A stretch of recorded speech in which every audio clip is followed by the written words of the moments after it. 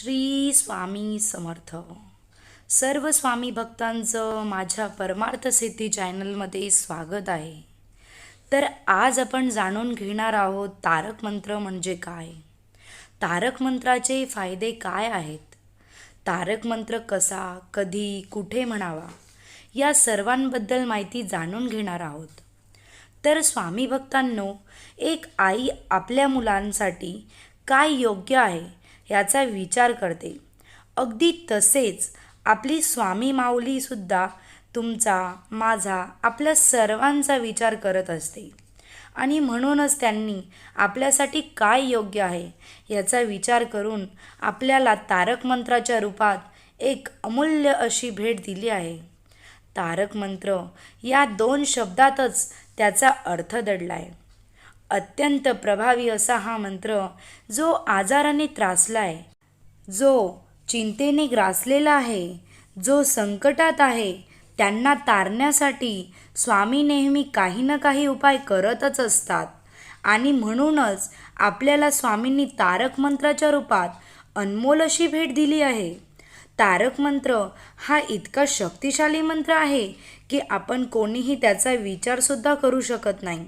थोडक्यात सांगायचं गेलं तर तारक मंत्र म्हणजेच स्वतः स्वामींची शक्ती या तारक मंत्रात सामावलेली आहे. त्यांची शक्ती अनुभवायची असेल तर तारक मंत्र हा म्हणायलाच हवा.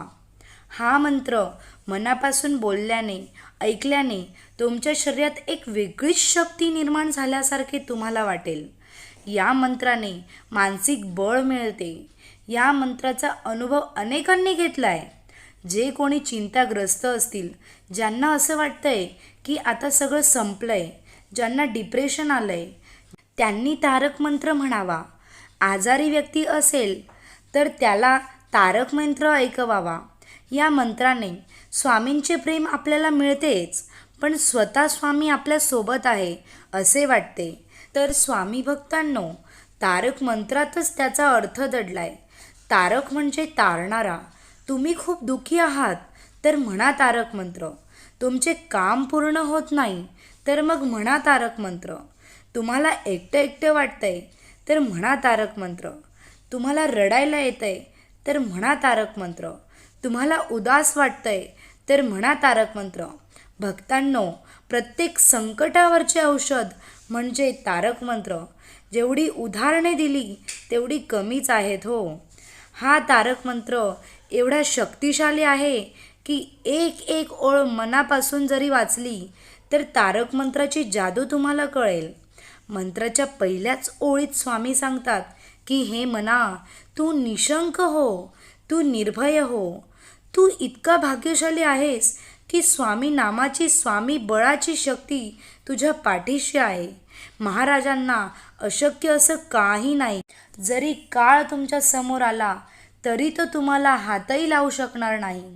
स्वामी भक्ती इतकी अफाट आहे की आपणच आपल्या मनाला सांगावे लागेल की तू उगाच भीतो आहेस रे, हे भय पळून जाऊ दे.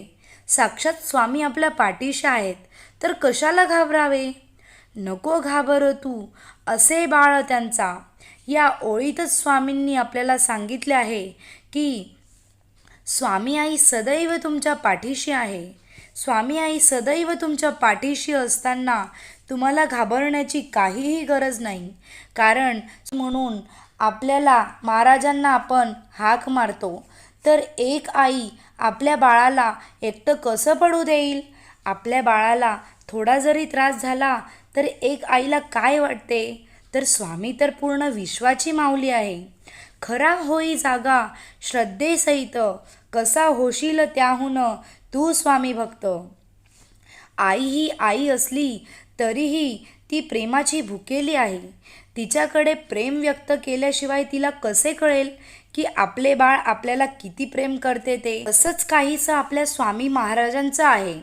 महाराजांवर असलेले प्रेम, श्रद्धा, आपुलकी हे सर्व आपल्या नामस्मरणाद्वारे आपल्याला व्यक्त करायचे आहे. बाकी महाराजांना कसलीही अपेक्षा नाही. आठव कितीदा दिली त्यांनीच साथ, नको डगमगू स्वामी देतील हातो.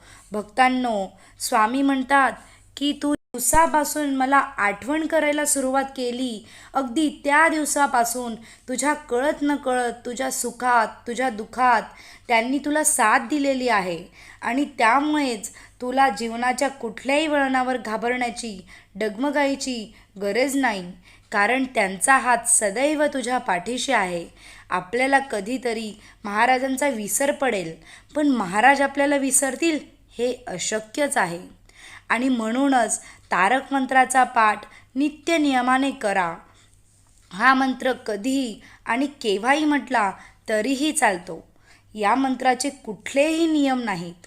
चालता बोलता उठता बसता आपल्याला जशी आठवण येईल तसा आपण हा मंत्र बोलू शकतो. या मंत्रामुळे आपली स्वामी आई धावत येते आणि आपले संकट दूर करते.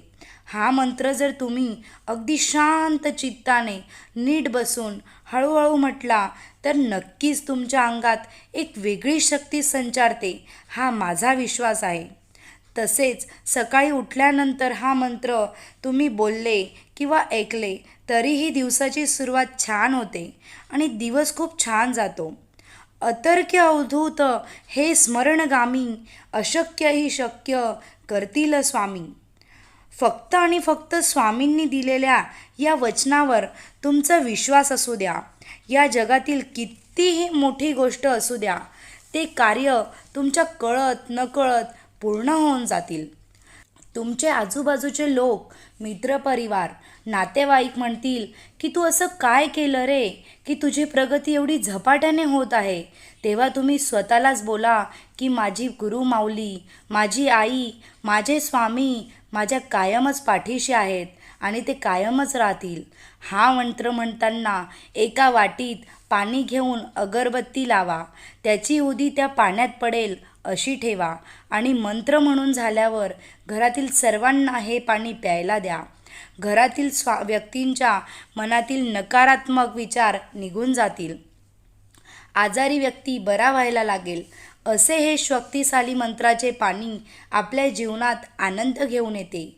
स्वामी भक्तांनो, स्वामी कुठल्या रूपात आपल्या सोबत आहेत, फक्त आपण त्यांना ओळखायला पाहिजे.